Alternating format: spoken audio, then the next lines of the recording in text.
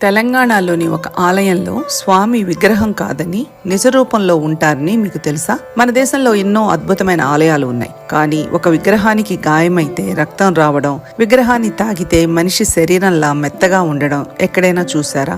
అవును, మీరు విన్నది నిజమే. సైంటిస్టులను సైతం దశాబ్దాలుగా ఆశ్చర్యానికి గురి చేస్తున్న ఆ సజీవ విగ్రహం ఎక్కడుంది?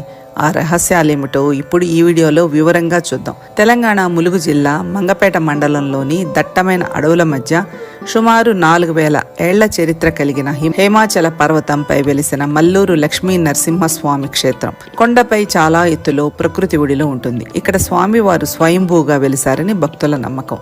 ఈ ఆలయంలోని అత్యంత పెద్ద వింత ఏమిటంటే ఇక్కడ 10 అడుగుల మూల విరాట్ విగ్రహం రాతితో చేసినట్లు ఉండదు. సాధారణంగా దేవుడి విగ్రహాలు కఠినంగా ఉంటాయి, కానీ ఇక్కడ స్వామివారి విగ్రహాన్ని తాకితే మనిషి చర్మంలా మెత్తగా స్పాంజిలా అనిపిస్తుంది. మనం వేలితో విగ్రహాన్ని నొక్కితే అక్కడ గుంత పడుతుంది. వేలు తీయగానే మళ్ళీ యథాస్థానానికి వచ్చేస్తుంది. వినడానికి నమ్మశక్యంగా లేదు కదా, కానీ ఇది నిజం. అంతేకాదు, స్వామివారి నాభి అంటే బొడ్డు భాగం నుండి నిరంతరం రక్తం వంటి ఎర్రటి ద్రవం స్రవిస్తూ ఉంటుంది. అందుకే పూజారులు గాయానికి మందు పూసినట్లుగా స్వామివారి నాభికి ఎప్పుడూ గంధం పూస్తూ ఉంటారు. స్వామివారి ఛాతి భాగంపై పువ్వులు లేదా తులసి దళాలు పెట్టి నొక్కితే అవి విగ్రహం లోపలికి వెళ్లిపోతాయని, మళ్లీ వెనక్కి వస్తాయని భక్తులు చెబుతుంటారు. విగ్రహం దగ్గరికి వెళ్తే స్వామివారు శ్వాస తీసుకుంటున్నారు.